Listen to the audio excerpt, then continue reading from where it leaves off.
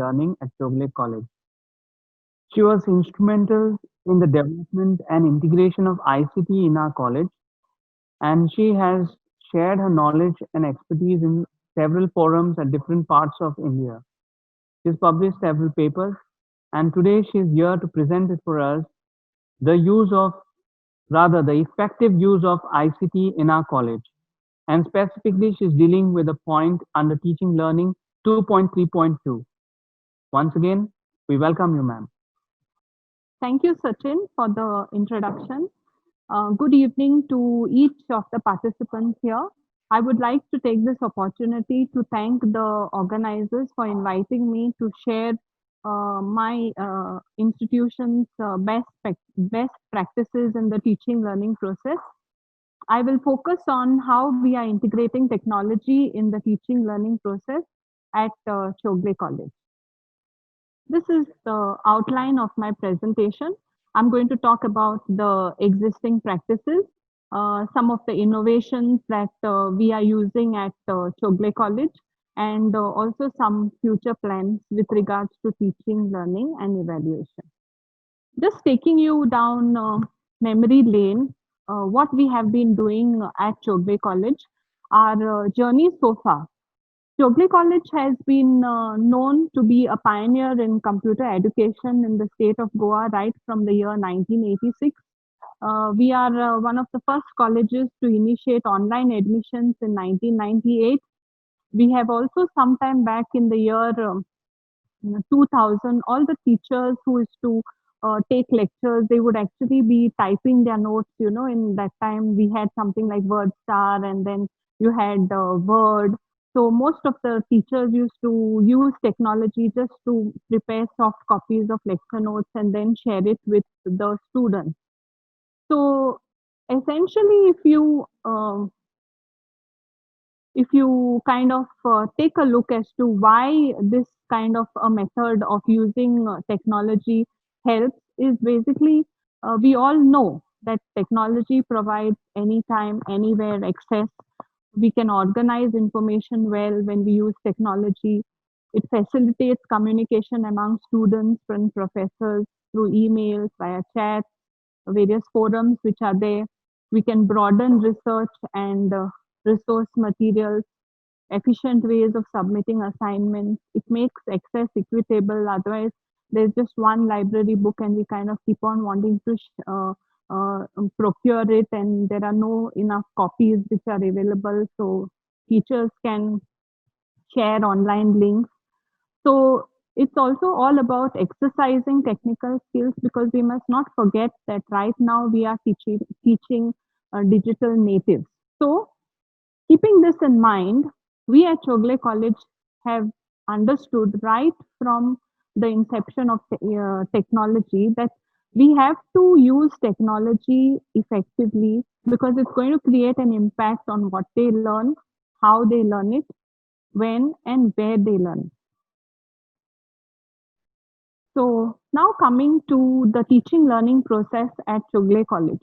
The college has a Wi-Fi campus. It has got a We have set up a special department called as the Office of Information Technology, so that we do not put much burden on the computer savvy people on campus.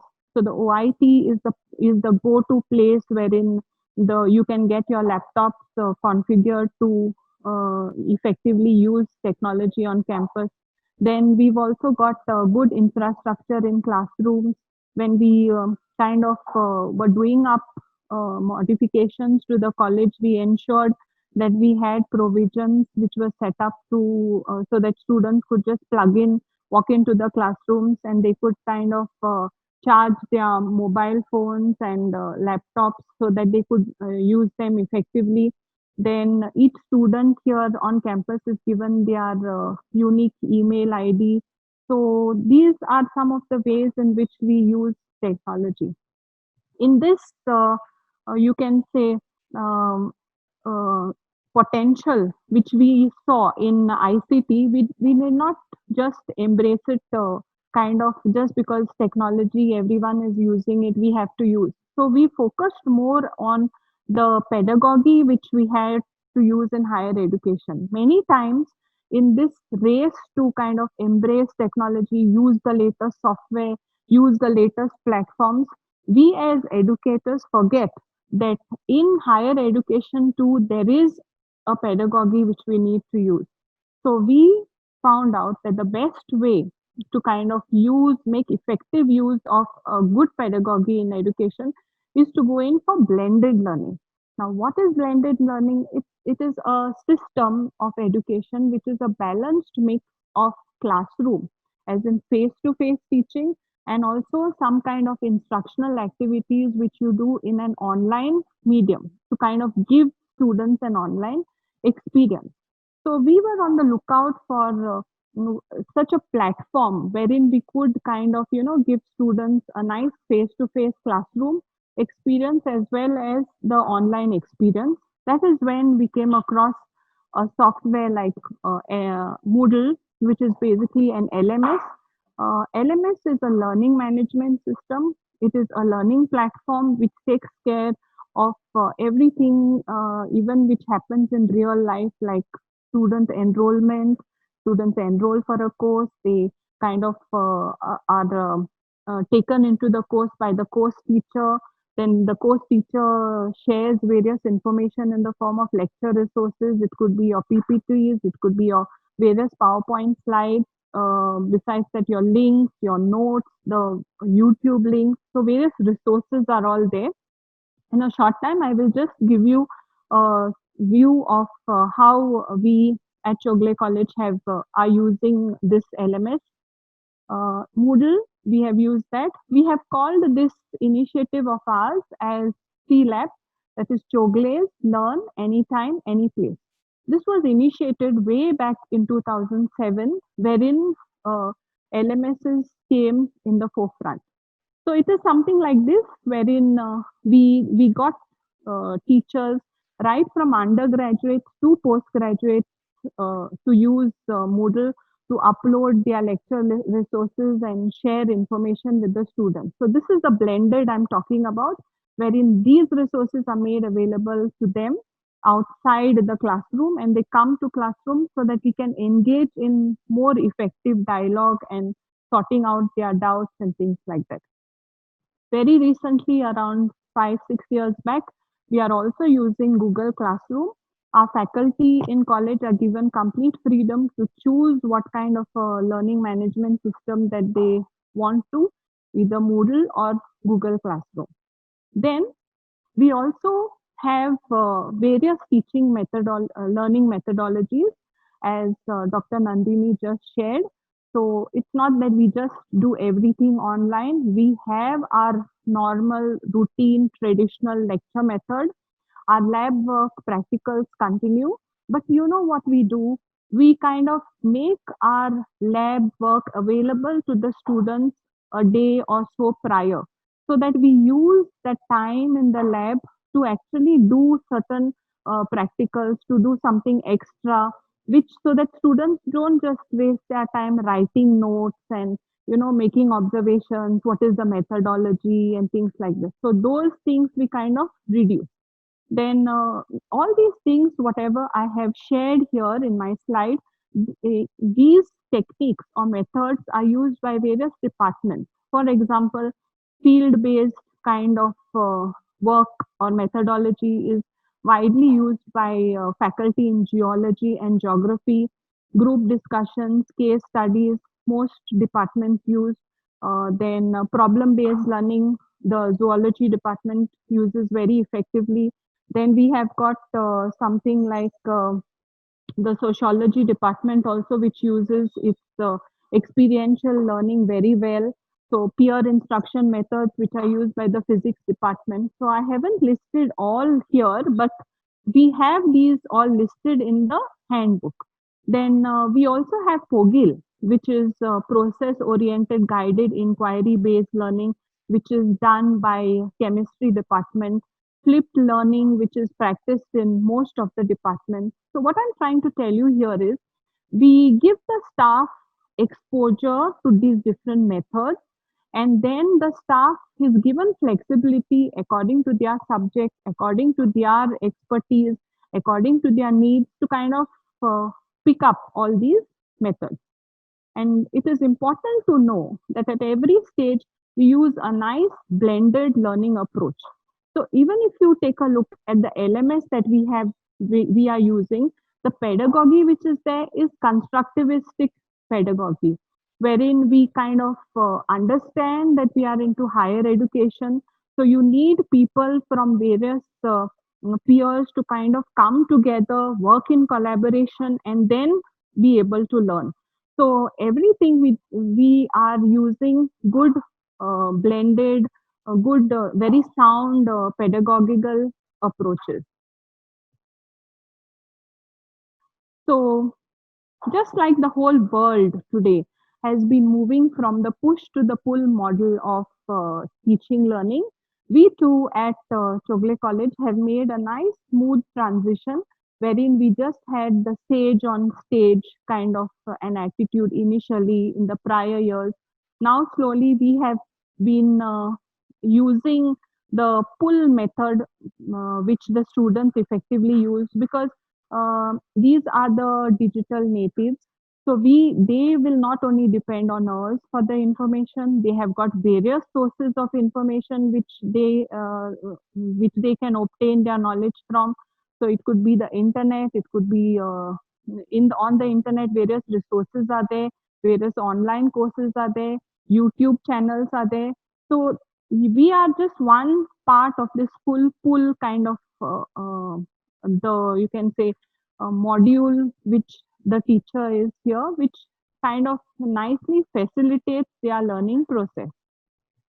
The next part of my presentation, I am trying to focus on. If you've seen, we have gone down the years and we have been using a lot of technology. So, what is it that sets us apart? So, very important thing is at every stage we have tried to maintain quality and standards, because most of the faculty here at Chogle College use a lot of technology in the teaching learning process. So there's a lot of e-content, electronic content, which is generated in the form of slides. Now, there's something which I keep telling people, that it's not important as to what technology you use, but how you use the technology, which is going to make the difference. So how we use the technology is what is making Chogle College effectively integrated into the teaching learning curriculum. So even when we have encouraged faculty to use slide presentations, we try to ensure that they just don't make these slides as dumping grounds for their text, or for their pictures, or they like something they just put and make everything fancy just because they like red color, blue color. So we try to uh, orient them in such a way that look here, there is something like a sound instructional design principle. So if you have something like a light background, you need to use better text. You need to minimize or go slow on your, it could be your pictures which you are showing. So we give them a good orientation on how to not only make effective presentations, but also how to design their slides well. And in this process, to maintain quality and standardization across all faculties, we have also prepared something like a template for their for whatever slides that they come out with, whether it is in college or whether it's on CLAP, how they are supposed to organize their slides. And since most of the faculty try to put up their courses on the LMS, we also have a broad course layout which we make available there. So, with regards to slides, we tell them that look here, your first slide should be like the cover slide, the second should be the agenda. Then you can have your main slides wherein you discuss the principles, the processes, and things like that. And in the end, you should have the summary. Question and answer should be there, as Dr. Nandini mentioned earlier. The questions which are to be framed have to follow the Bloom's taxonomy. So we kind of have lower order questions first and then higher order questions, references. So this is how we actually give these formats to our staff. Then we have also adopted something very interesting. we have got something like, even the assignments which the students share, we've tried to kind of give them uh, a nice little flavor of, research, wherein they are, even whatever assignments they kind of submit, we tell them to put something like a abstract, introduction, objective, review of literature, and all these things, so that they kind of orient themselves, and we get good quality assignments from the students. Of course, this involves a lot of work, so we don't expect the subject teachers as such to spend a lot of time in this, because we have got something additional called as a writing center. I will share it later in the slide, which will take care of ensuring that there is even some good quality which we have in the nature of the students' assignment. So I was discussing with you about the course layout that we have in the LMS. So what we did was we had a look at the various course formats and home pages and of prominent universities at Stanford, at MIT, at IIT Bombay, and all these premier institutes. And we realized that there is something common which kind of weaves among all of them. So we came out with our own course layout format, wherein we said that whenever you're putting up information on your LMS, it should have something like a course home. In that course home, you have subheadings, and in the course details, then again you have these subheadings. And you should also make it a point to mention the course evaluation method for that particular course that you're using. And we give a lot of stress on IT policy, plagiarism. So these are things which nowadays even the UGC insists. So we inculcate these ethics in the form of enforcing these policies when students submit assignments or do their project work. So all this is to be put up. So I was just mentioning to you about writing center. So this writing center is a place, it's a go-to place for students to kind of show their assignments, project reports, get them corrected for whether it's for their English or it's for their paraphrasing and things like that. So the assignments, the project reports, even the writing center assists them in non-academic work like letters, resumes, whatever. Now, coming back to another thing which we kind of do, we use Bloom's taxonomy in our teaching learning. So this flipped learning and using LMS has helped us to effectively use Bloom's taxonomy. So we share the information beforehand, so they kind of read and come. So that becomes a lower order thinking, which they do at home. And when they come in class, we engage in more dialogue, discussions, problem solving, and things like that. Even when it comes to evaluation, we encourage our teachers we have a template. So it's like, suppose you have 4 questions or 5 questions in your question paper or semester end. We say that give some weightage to higher order questions. So each teacher for the let's say question paper, or whenever he or she sets an evaluation, has to allot some weightage to in the blueprint to basically higher order questions of Bloom's taxonomy. So this is about Bloom's. Having an LMS helps us to integrate whatever we do. We can actually fit into these let's say portions of Bloom's taxonomy. So just like how whatever slides that you are just showing in an LMS would come here, then when you engage the students, put up effective things for them to do in a discussion forum and all, that is when you will be doing analyzing, evaluating. You tell them to visit a link and then comment on it. So it all depends on the teacher and how he or she decides to drive the class towards higher order thinking. So the technology, the tools are available to do such a thing. Okay, maybe I'll just show you. Now we'll just take a break and I'll show you some of the one. So this is what our LMS looks like. So I've just taken a course called Cell Biology. So in the course home, we kind of show uh, what the subject is about. Okay, then a few sentences are written there. Then course objectives are defined, learning outcomes are defined.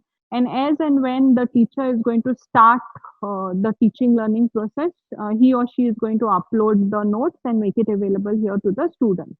I'll just share another course with you, which has already been completed. So that was the preparation for the next academic year. So here again, we have the course home, the home page, the syllabus is listed here, all course details as to which lecture, what time, which day of the week, everything is listed here, what teaching methodology the teacher would follow, everything is listed here, the lecture plans. So all these things are listed here. And because we have an LMS, we try to use to the maximum whatever activities that are available in the LMS. I just like to share with you here. So we told the students to kind of identify what are the bad designs. This is a part of a paper that I'm taking, human computer interface. So they were told to identify bad designs in everyday life, so they could go anywhere, whether it's on campus or whatever, and kind of click pictures and share. So all these things are available in such resources, activities which an LMS offers. So all these design of everyday things, you can have chat sessions, you can have assignment submissions online, grading. So this is something which you just can explore, and the similar look and feel is there in Google Classroom also. Okay, then all these things, whatever methodologies that we time tested, research based, research evidence has been found, whatever, we kind of have prepared a handbook of teaching learning modes, wherein the methods are put up here, the modes are put up here, they are described, the process, the structure, the rubrics to evaluate, the references which we use. So all these um, like let's say a nice manual kind of a thing is issued and given to all staff. Then in our quest for maintaining quality in whatever notes that we do, whatever integration processes that we do, we have this program called as Positive Chogle. At the end of every academic year, we encourage each department to give a presentation wherein they kind of share what worked well for them, why it worked well, what was the objective, what was the process, what is the outcome. In case they are encouraged to do it in a manner which can, through which they can actually show evidence that this thing is working or no, by coming out with some research publication. And all these things are well documented and kept as positive chogle. So anyone else for the next academic year can take it up from there. And all these things go into making up, expanding our module which is there. Then another thing which we do to maintain quality and standardization is we conduct induction and training programs for new faculty. As most of you all are aware, students, teachers who come to higher education, they do not have any sound knowledge of educational pedagogy, whether it's BEd or things like that. So in this induction training programs, we take care to see that we uh, groom them well with all these things.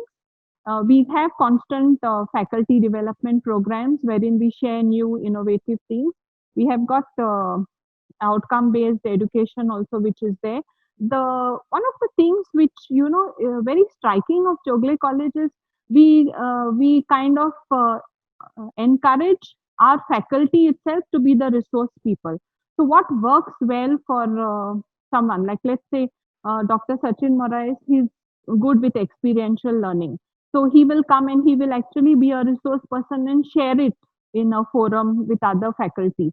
Now next speaker is Andrew. So he is very good in portfolio, e-portfolio. So he will come and he shares. So we have got this lot of sharing, collaboration, which happens at Chogle College. So moving ahead now, we have got a Chogle Center for Teaching Learning. This was established in 2017 with the help of RUSA, At this center, we try to look out for ways in which we can effectively integrate ICT in higher education, how to go about preparing effective e-content. Nowadays, a lot of research also has been done in mobile apps and MOOCs and things like that. So faculty are encouraged to take a look at these. Some consultancy programs, workshops are conducted for school teachers and also those in higher educational institutions. So coming to the end, there are it's not been a very easy journey. There have been a lot of challenges. So one of the things which maybe even which you could look at and we could all decide together is you must not compromise on the quality of the content that you deliver. There is a lot of time which you will definitely take to prepare your lectures. There should be commitment, self discipline, a little bit of technology savvy staff have to be there.